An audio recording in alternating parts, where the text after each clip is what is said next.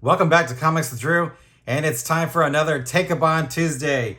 And this one is a long time coming. This is JoJo's Bizarre Adventure by Hirohiko Araki, Part 1, Phantom Blood. It's the first JoJo's Bizarre Adventure book. It is by far the weirdest book I have ever read my entire life as far as any kind of sequential art is concerned. I don't even know where to start with this. This manga is like what you would do if you were kind of just winging it. And I've heard that Hirohiko, he was doing a lot of experimentation in the first couple of volumes of JoJo, but I'll tell you what, this is just weird. So if you've not read this book, okay, so first of all, before I get too far into that, this book is actually, how old is this book? 85 is when this came out. So that would make this like what, 37? Yeah, this is 37 years old. Now, this actually wasn't even released in the United States in English until 2012. So, in a way, it's actually not necessarily that old to English readers, but you can definitely tell this is from an entire other era. This is not My Hero Academia. This is not even One Piece. This is not like any other kind of manga that I have ever read. And I don't know if it's because it's from a different era or what was going on, but you can tell that Araki here really has a lot of time invested into this, and he makes the most odd decisions narratively and artistically that I think you can possibly really imagine. The book is about Jonathan Joestar, ostensibly, but I would argue that the book isn't really so much about Jonathan here or JoJo. It's more about his antagonist or the villain, who goes by the name Dio Brando. So one of the things I love about manga is the funny names that you find in them, where they just come up with stuff that just I don't know if it's necessarily a Japanese thing or if it's a Japanese translation or what's going on. This is by far, again, the weirdest book I have ever read.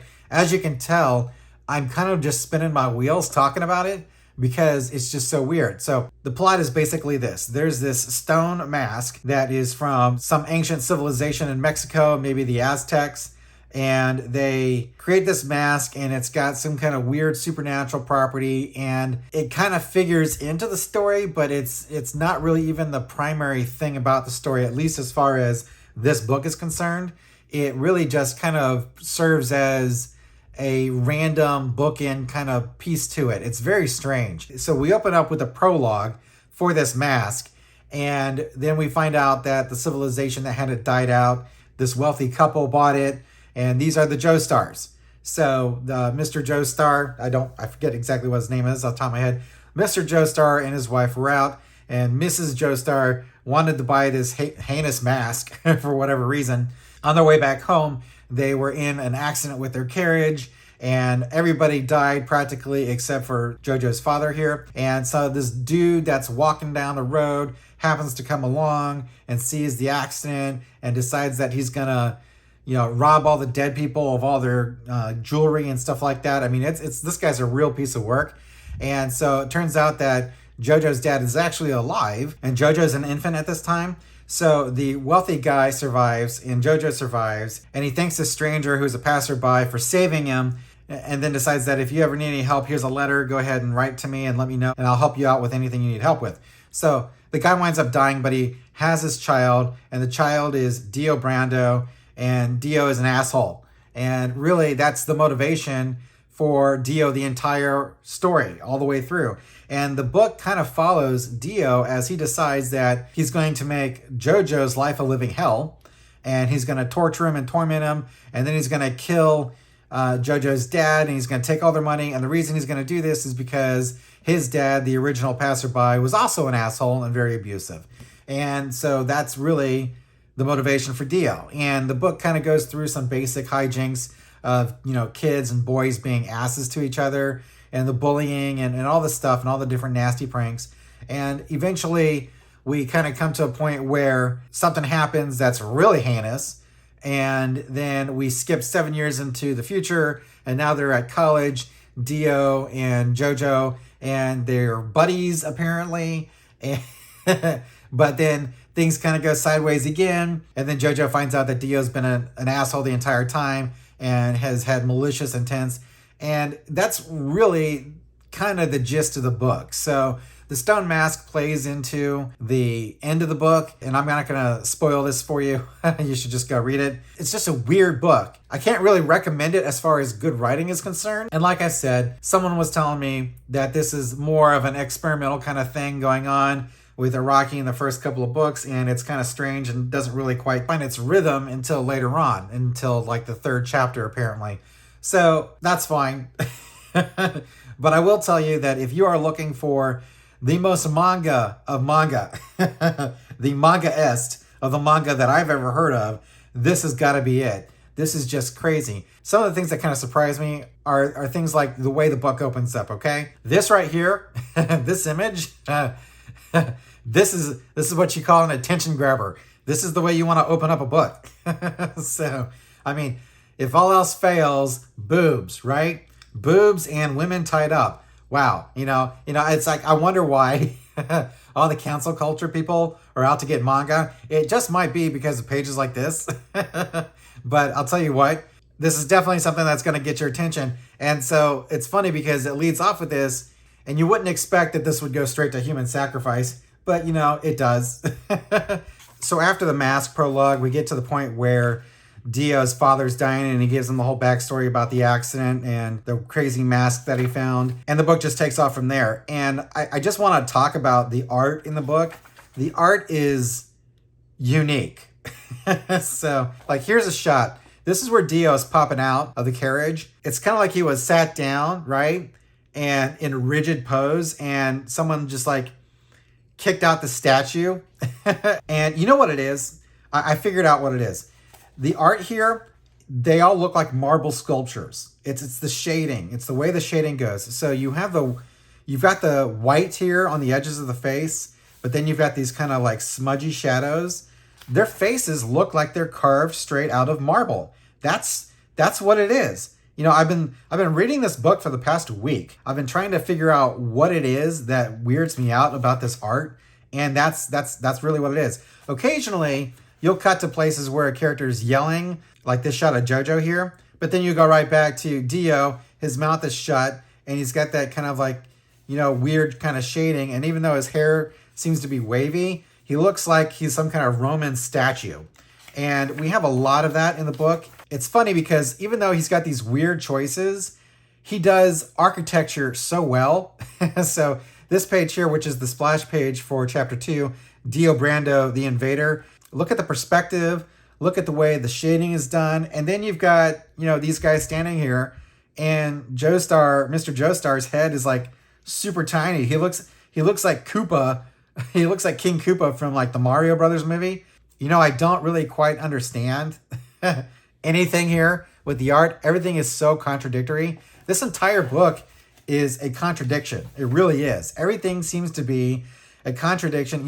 Maybe that's what the theme is.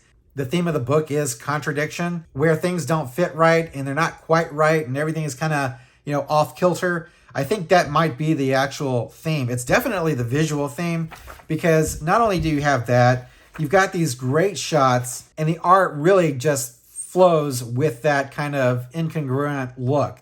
So here's a shot here where JoJo and Dio are fighting, and this actually looks visually coherent, okay? Normally, I will say this, that the coherency of the visual sequential art here is spotty, is specious at best. So you've got shots like this where that seems to be kind of straightforward. I mean, it's a little weird, it's a little stiff, but then you get situations where you've got Dio coming out of nowhere and you don't know where the rest of his body is. You don't know where JoJo's body, I guess that's JoJo's body back there, but there's not really a whole lot of detail given to that. So there's just a lot of weird stuff here. And then you go from that to like the shot of the mansion. This looks straight out of an anime. It really does. It's better than what you see in a lot of anime out there. But, I don't really know. It's just so weird. It is just so weird. So I will tell you this. The best way you can see all the different crazy art is just by going to the splash pages. All the title pages of the chapters generally have some kind of weird splash, like here's Dio. I don't know what the hell Dio is trying to do here, but he's clearly looking either at you or someone behind him. I don't even know what this pose is supposed to be. But to kind of wrap this all up, I really want to take it to, I think, what amounts to the most egregious panel in the entire book. And this is a situation where you have a character who has decided that he's going to, I don't know what the hell he's doing. I honestly don't. So I blocked out the text here, but the dialogue says, and this guy stinks worse than vomit. In fact, I've never met someone as rotten as you, a product of your environment. I think not. He's kicking a candelabra off a table, but his leg is going, I don't even know. I can't even with it. I cannot even. I don't know what Araki's trying to do here. I have no idea where he's trying to go. I don't know if this is like a time delay or we're in some kind of weird, alternate universe where things operate backwards. Clearly the candelabra was kicked from this table here and hits the chair and then bounces off. But then his leg here is going the opposite direction. Is that what happened? Okay, so his leg went around here. Okay, so his leg swung all the way around the bottom and then came around. His thigh kicked the candelabra. And so what we're seeing here is the follow through of his leg on the other side of his body. I don't know how his leg is supposed to be attached here to his body. I mean, it's just so weird. So I don't feel I can really give a grade on this book because I don't think it's necessarily fair, because there's a lot more JoJo that came after this. And obviously it was a big hit in the 80s. So, all I can tell you is that this is by far the weirdest book. If I were to grade this book on a weird scale, it would get about a 95 out of a 10. So that's just how strange it is. This art here, even the cover here, this doesn't really look like JoJo. Not the way that JoJo looks in the book. But, oh well. One of the reasons I got this book, by the way, is because of Manga in Theory and Practice, The Craft of Creating Manga by Hirohiko Araki. It's the same guy. So you can see that it's got kind of the same trade dress, as it were, just the way it looks, the same visual style. And this book is worth its weight in gold. This book is also $20. And if you want to understand how story is constructed and how to build characters from a master, he is a master, even though this book is weird, this guy is a master, you want to pick this book up. So Manga in Theory and Practice, The Craft of Creating Manga by Hirohiko Araki. I highly recommend this book. So there you go. JoJo's Bizarre Adventure by Hirohiko Araki, Part 1, Phantom Blood, Jonathan Joestar starring, kind of, more like Dio Brando starring. And then if you want to, understand manga in general as a quick sneak attack review, Manga in Theory and Practice, 5 out of 5 stars. It's a phenomenal book. Go ahead and pick them both up. Together, these will set you back about $40. But there you go. So I have finally experienced JoJo's Bizarre Adventure, and I'm going to have to pick up the next couple of books and see where it goes, because I've been told it picks up later on, and that's when it starts to really hit its stride. So I don't want to miss that. And I'm sure I will do Tankōbon Tuesday episodes on those books as well. So again, JoJo's Bizarre Adventure by Hirohiko Araki, Part 1, Phantom Blood. Thanks for watching Comics with Drew. I'm Drew, and I'll catch you next time.